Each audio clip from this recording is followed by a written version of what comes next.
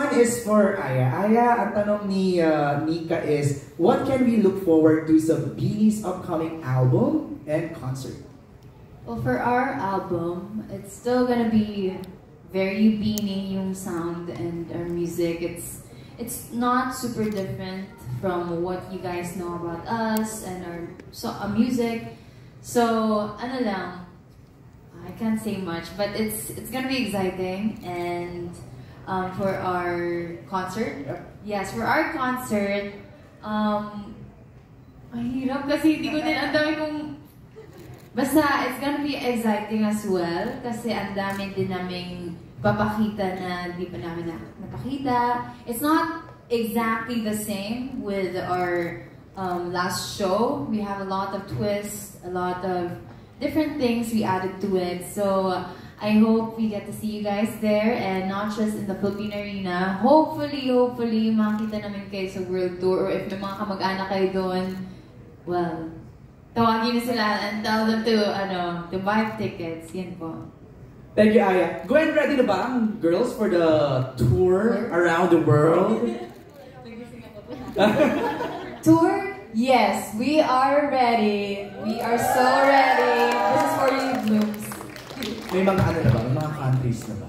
Yes, Opo, na-announce naman namin last time actually. Pero feeling ko baka, malay nyo, may madagdag pa rin. I know! Kaya, abangan nyo lang.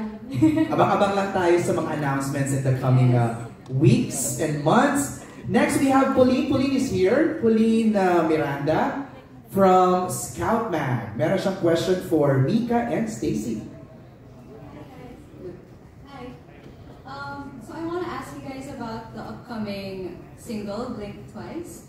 We're very excited to listen to it, and yeah, we'd love to get more details on that. Can you tell us more about it? How different will it be from your previous releases?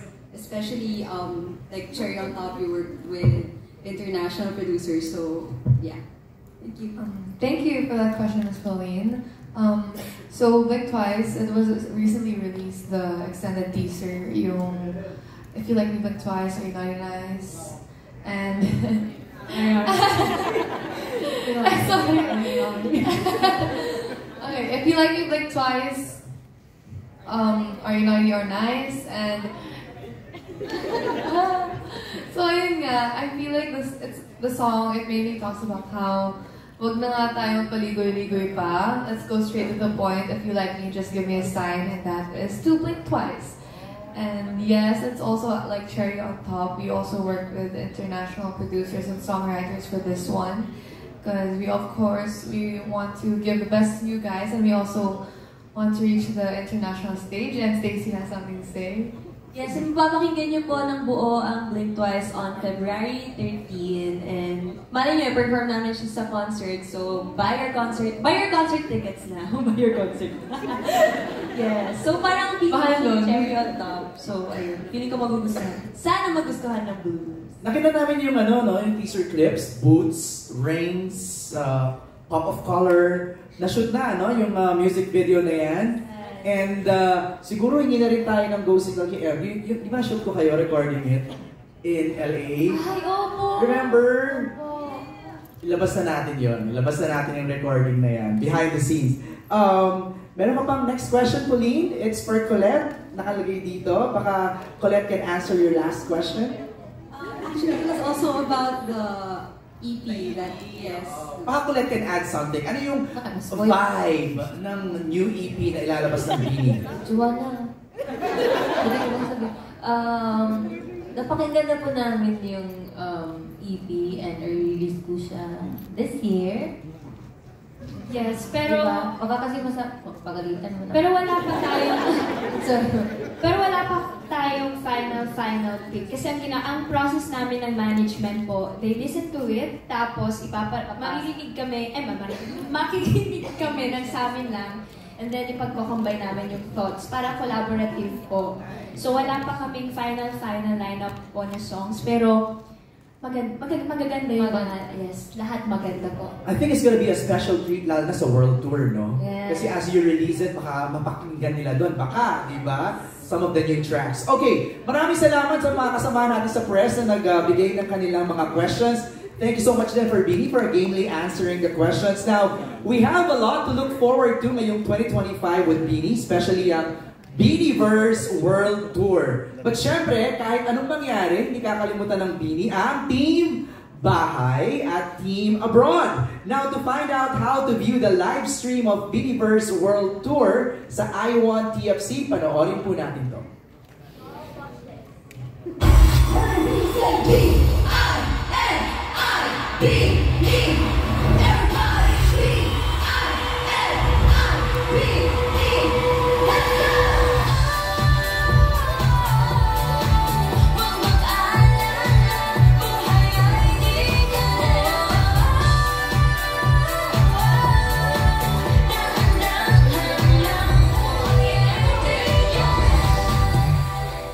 Yon! Okay, alam niyo ba na the Beanieverse World Tour 2025 Philippines will be live streamed via I Want TFC. At ang ticket selling para sa live stream ay magsisimula today, February 4. Nag-start na, 5 p.m.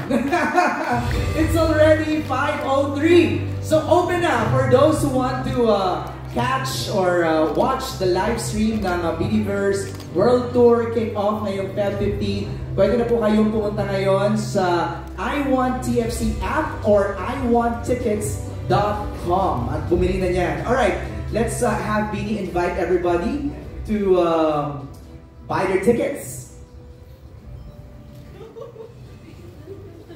Atrasan natin ang konti. There you go. Go ahead, Master Joe. Yes, dahil madami nag-request ng live stream. Starting today, you may now purchase your live stream tickets via I Want TFC app or iwanttickets.com. Tickets are priced at only 799 pesos or $19.99 via I Want TFC or I Want Tickets. So, to all our blooms abroad and sa malalayong lugar sa Philippines, get your live stream tickets now and see you this February 15 for the Beanieverse World Tour 2025 Philippines live stream on I Want TFC. Yay! Now for I Want TFC, just visit iwanttfc.com or download the I Want TFC mobile app. Now for I Want Tickets, just go to tickets.iwanttfc.com. Alright, maraming salamat again to our sponsors for being a part of this event. Before we say goodbye, we'd love to say our love and thank yous to Akari, lighting houses into homes. PH Care, every girl deserves care with PH Care. Hashtag GoLangGirl. Thank you, Beanie! Maraming salamat!